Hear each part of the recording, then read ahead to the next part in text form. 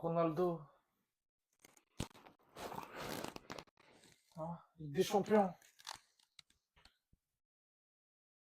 Aïe, aïe, On aïe. Les gars, retour à la réalité qui pique. Le réveil est brutal. Réveil Le réveil est brutal, ouais. brutal. Très difficile. Bon, on va commencer déjà par débriefer un peu ce match à froid hier, ce classico Barça-Real. Déjà, qu'est-ce que tu en as pensé généralement? Bon, déjà, victoire méritée du Barça, à 100%. Mhm. Je vais commencer par ça. Ensuite, moi, le Real, mais je comprends pas la baisse de niveau drastique de cette équipe. C'est-à-dire que, entre guillemets, tu as des joueurs de qualité, mais qui ne te fournissent rien sur le terrain. Je suis Ouais. désolé, la première mi-temps est un peu masquée par les 2 buts venant d'exploits individuels. Bah oui. Mais la première mi-temps, tu te fais marcher dessus. C'est-à-dire que le pressing du Barça est, mais en fait, la ligne haute de Flick marche à merveille. Ouais. Le pressing de Rafinha, d'ailleurs, on va revenir, c'est un monstre. Rafinha. Donc le pressing haut du Barça t'annihile, t'asphyxie totalement. Donc tu es obligé un peu de reculer. Et d'ailleurs, on l'a vu dès la compo de départ, Xabi Alonso, malheureusement, qui n'a pas la main mise sur son effectif, qui te sort une compo de terroriste, je vais le dire. Ah oui, Avec oui. sa 5 On a joué le défenseurs. harambol hier, les gars. La Haram première ball. mi-temps, c'est 5 défenseurs, c'est-à-dire que tu as tes trois Chouameni, Raúl Asensio et Dean Huijsen, avec deux pistons voilà, qui se font aucun sens. Carreras et Valverde. On va en revenir un peu sur les performances individuelles, mais voilà, moi je pense qu'il y a du changement, il y a du changement à faire dans cette équipe. Vraiment là, on court tout droit vers le mur. Voilà. Je suis désolé quand t'as pas un Kylian Mbappé qui, ok, malgré les critiques qu'on peut lui donner, lui, on va lui ouais, attribuer, on va lui attribuer on va sa revenir page à dessus. lui tout On va seul. revenir dessus, On mais arrive. voilà, dès que t'as pas un mec comme ça qui te met des buts, voilà, t'es mort, t'es mort. Ah ouais, exact. Donc ça doit venir d'un exploit individuel de Vinicius qui te dribble toute l'équipe pour mettre un but et ensuite un cafouillage, voilà, quand même un but assez surprenant de Gonzalo Garcia juste avant la mi-temps. D'ailleurs, séquence exceptionnelle. Hein. Je pense qu'on l'a Ouais, jamais ouais. vu. 3 buts comme ça, coup sur coup, Non, cette séquence c'est était ça. folle, ouais. Donc tu te fais manger sur la première mi-temps et la deuxième mi-temps, soporifique. Tu te procures quasiment aucune occasion. Donc victoire méritée du Barça. Et je pense que là, vraiment, sur ces 2 dernières années, ils ont pris un peu l'ascendant psychologique. C'est-à-dire qu'ils nous battent à quasiment tous les classicos. Et même, je suis désolé, la victoire remportée il y a quelques mois, là. Mais maintenant, elle est à jeter. Parce que les Barcelonais, qu'est-ce qu'ils peuvent dire? Ils peuvent dire on n'avait pas Rafinha, on n'avait pas des joueurs au top. C'était pas au Nous, on complet. était au complet. On était au complet, il n'y a aucune excuse. Maintenant qu'ils ont tous leurs joueurs, ils nous tabassent, ils nous tapent. Moi, j'en ai marre. Moi, les gars, ce que je trouvais flagrant sur le match, c'est au milieu de terrain, les gars. En fait, au milieu de terrain, on a des joueurs, c'est pas normal d'être aussi inoffensif. Kamavinga, faut ouvrir un dossier sur lui, ça fait des années qu'il est au Real. Ils Que des progressent problèmes pas. physiques, aucune progression. Les gars, c'est pas normal, Kamavinga. Chouamini, il est jamais à son poste, Mskin, mais c'est pas un mauvais joueur, mais jamais à son poste. Après, Un peu Chouameni, ouais, baladé. il joue en défenseur central. Au moins, Chouameni, si tu l'entoures bien, c'est un joueur du calibre du Real. Moi, je maintiendrai tout le temps son cas. Chouameni, j'aime bien ce joueur. Je pense aussi, il faut juste une bonne construction d'effectifs. Mais moi, je suis désolé, un mec comme Bellingham, un patron comme ça, mais hier, il a été totalement absent, fantomatique. Je suis désolé, mais c'est avec des joueurs comme ça que tu dois t'imposer. Hier, les De Jong, les Pedri, Ils ont marché dessus. marché dessus. Franchement, c'est catastrophique. Et même, tu te procures certaines occasions dans ce match. Je suis désolé, il y avait un face-à-face de Vinicius où il te met un plat du pied sur le gardien. Face à face de Gonzalo Garcia, pareil. Carreras à la fin. Carreras, en fait, s'ils veulent pas céder en même temps, les En mecs. fait, les gars, dites-vous, le score est flatteur pour le Real. Bien Parce sûr. qu'on a eu beaucoup d'occasions qu'on a ratées. Et on a eu ces 2 buts un peu dans cette séquence complètement folle. Ce score est flatteur, clairement. Et là, et moi, je tiens à le mentionner, le Real qui, voilà, on connaît, c'est une équipe, ça a jamais été l'équipe qui joue le mieux, etc., mais c'est toujours une équipe qui gagne, Qui s'en sort, ouais. qui remporte des trophées. Et je tiens à le mentionner, il y a une statistique qui, à l'époque, je pense sur 30 finales, le Real, il t'en remporte 25. Donc c'était vraiment le Real, tu voulais pas aller jouer en finale parce que il y avait cette aura, il y avait en fait, le blason du Real se faisait ressentir sur les finales. Les adversaires n'arrivaient pas à contrer cette sorte de magie. Et ça passait à travers les joueurs. Ça passait à travers certains patrons maintenant que tu ne retrouves plus. Exactement. Maintenant, le Real qui perd plusieurs finales, que ce soit en Copa del Rey, Coupe du Roi et en Supercoupe d'Espagne, voilà, je pense que là, le Real ne fait plus peur, Absolument. plus peur et faudra changer ça. Ouais, exactement. Mais sinon, pour revenir à certaines performances individuelles qui nous ont marqué hier, comme tu as commencé à en parler, Rafinha hier, un match absolument excellent de sa part. Le mec te fait les efforts, c'est un chien, les gars. Et je sais pas si tu as vu, il essaie de refaire le même de Dembélé, en mode il se met comme as Oui, et oui, il va oui, au oui. pressing. Non, Non, Rafinha, c'est un crack. Et je pense que vraiment, le mec, il a le seum de s'être fait snober. Le mec, dans le Ballon d'Or, s'est fait snober. Dans le 11 FIFA, trophée de best, tous les gars. Et c'est dommage, parce que c'est un joueur voilà, on mais a en fait, sous-estimé l'impact bien qu'il sûr, avait bien sûr. sur cette équipe. En fait, moi-même, je vais l'assumer. Je n'étais pas grand fan de ce joueur parce que je le trouvais un petit peu surcoté. Vraiment, je m'excuse. Rafinha, pour moi, qui est l'âme, le cœur de ce Barça, Clairement. vraiment, que ce soit sur les phases défensives. Ben, le mec, il se déchire pour son équipe. Mhm. Euh, Offensivement, il est létal. Il te met des buts. Ouais, Il le est tout le premier but temps qu'il met, il est dans les grands magnifique. matchs. Mais c'est devenu le bourreau du Real. C'est-à-dire, sur tous les derniers classicos, tout le temps buteur. Ouais. Donc Rafinha, pour moi, c'est le cœur de ce Barça. Donc je pense que n'importe quel coach rêverait d'avoir un joueur comme ça dans son équipe. Ouais, Bien c'est sûr, clair. je pense que le Barça aussi, il y a Mal qui voilà, fait son match, mais je pense qu'il était un peu dans la retenue. Il revient de blessure, etc. Mais Carreras l'a tenu durant la voilà. première mi-temps, mais après c'était compliqué, hein. Mais Yamal, c'est dur. Il faut pas le tenir juste une mi-temps, c'est sur 90 minutes. C'est Mais dur. moi, je tiens à le mentionner, c'est en toute objectivité, hein, j'ai rien contre le Barça. Je pense que si tu leur mets une adversité plus féroce, ce Barça-là est pas incroyable. Il est pas ouf, les gars. Ça reste fiable C'est défensivement. pas On l'a ouf. vu, C'est pas ouf. Vini quand même comment il danse hier sur son but exploit individuel absolument. Non, c'est pas ouf. C'est Voilà, juste que une équipe comme le Real réussit à faire briller le Barça, qui, je suis désolé, ok, c'est une très grosse équipe, etc. C'est une équipe encore en reconstruction, mais Mhm. eux, on peut le dire sur la pente ascendante. Il n'y a aucun problème. Ouais.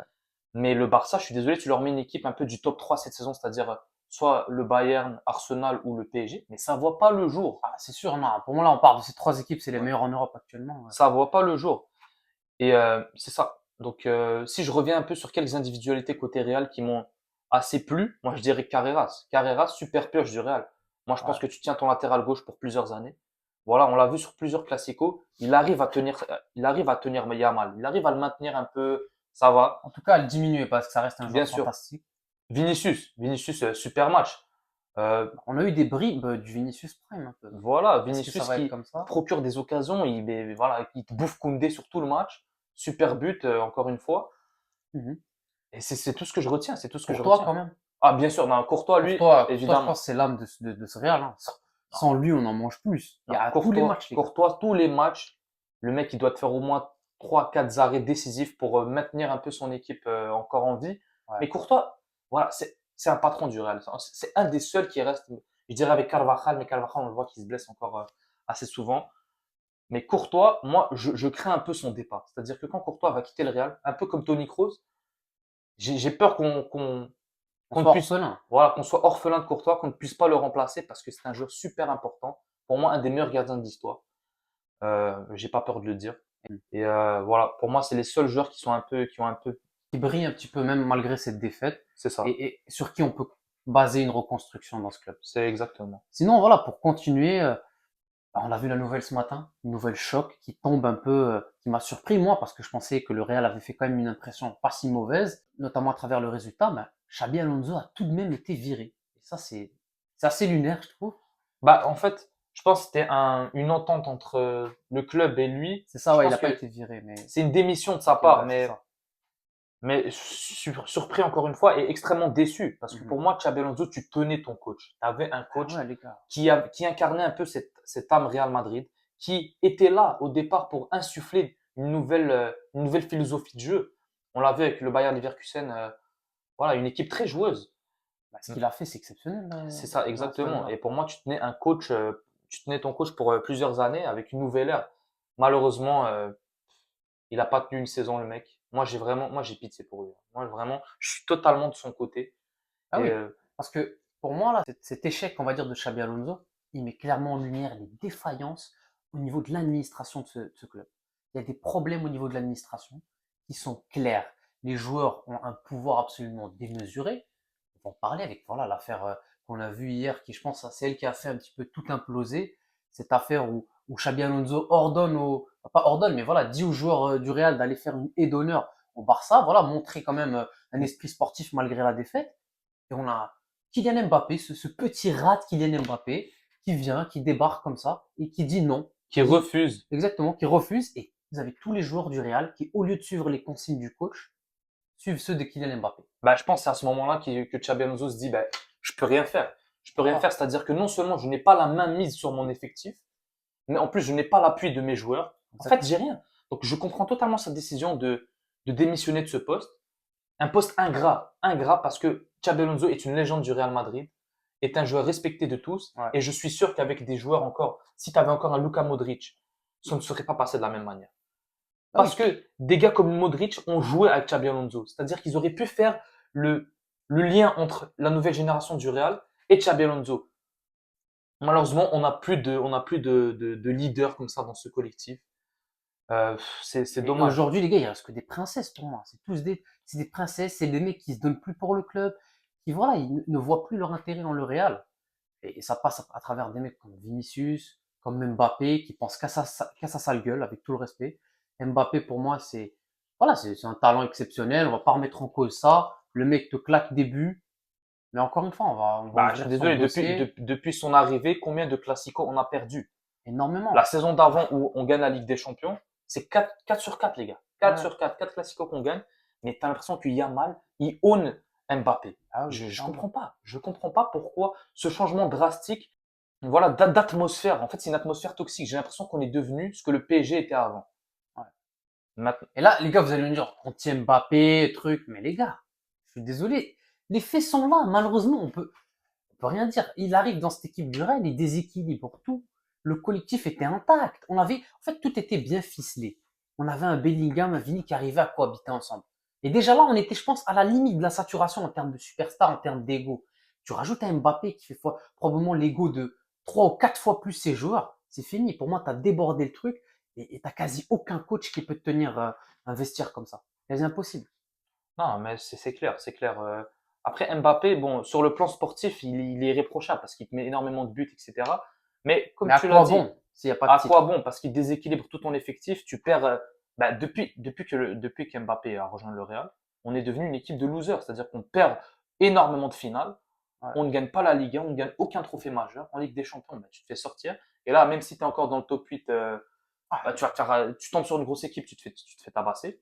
Les gars, moi, nous, on joue n'importe qui, même Donc, au-delà même du Big Three. On joue, que ce soit City, on joue le Barça, on peut même jouer Chelsea, ça va être difficile. Pour moi, les équipes un peu plus basses, c'est compliqué pour nous ah, aujourd'hui. mais déjà, je peux le dire que cette saison, il t'a jeté à l'eau complètement. Maintenant que C'est ça, en plus, on a viré Xabi Alonso, tu tu dégages, recommences à zéro. tu dégages ton coach. Maintenant, c'est quoi la suite? Ils ont ramené Arbeloa qui, on le connaît, un des meilleurs amis de Xabi Alonso d'ailleurs, Mhm. qui était l'entraîneur des jeunes, du Castilla. C'est Mais vrai. qu'est-ce qui va te rapporter de plus? T'avais un mec comme, avec tout le respect que je lui dois évidemment, Arbeloa, mais t'avais un mec comme Xabi Alonso qui lui avait vraiment bah, un gros CV pour entraîner Qui cette avait équipe du Real. prouvé, c'est ça. Mais tu as les joueurs qui ne l'écoutent pas, qui ont remporté cette bataille. Maintenant, mais qu'est-ce que tu veux qu'un gars comme Arbeloa rajoute? Moi, je suis Ouais. désolé, la première personne à blâmer, évidemment, c'est Florentino Pérez, Florentino Pérez, bien qui sûr. répète la même erreur, hein, qui répète la même erreur qu'il avait fait auparavant, qui lui a coûté sa démission. Exact. On se rappelle, hein, l'époque des Galactiques avec les Zidane, les Beckham, les R9, ça gagne rien. Il refait la même erreur, c'est-à-dire 20 ans plus tard, il te ramène des Mbappé, des Bellingham, des Vinicius qui n'arrivent pas à cohabiter ensemble. Voilà. Exactement. En fait, c'est une stratégie de recrutement totalement catastrophique. C'est-à-dire, on recrute des stars, mais tu ne penses pas à la cohésion d'effectifs. D'ailleurs, la stratégie de recruter des joueurs en fin de contrat, elle marche pas. Elle marche pas. Ouais. C'est pas comme ça qu'on construit un C'est pas effectif, comme les ça que gars. tu construis un effectif. Je tiens à le dire, on est en retard. On est en retard comparé aux grosses équipes. Ouais, il n'y a pas de projet de jeu, il n'y a rien. Quand on ramène un coach qui essaie de mettre en place quelque chose, voilà, il a les mains dans le dos. Comme ça, le mec, voilà, il peut rien faire, les mains liées, parce que le président lui dit, fais jouer tel, tel, tel, attends, le daron de lui, il est pas content, la femme de lui, truc, les On veut proches. plus de joueurs Voilà, on veut plus de jours arrête, de frère. repos. Non. On veut taf, on veut taf. Comme j'ai dit, on a Qu'est-ce que des tu veux faire? princesses, les gars. Les Qu'est-ce mecs que tu sont veux pas faire? là pour jouer pour le club. On n'est pas là pour mettre en place des choses. Et c'est dommage. Et si l'administration ne change pas sa vision des choses et comment ils vont faire évoluer ce club, les gars, on On va. court tout droit vers le mur. Voilà. Et je pense qu'on va finir sur ça.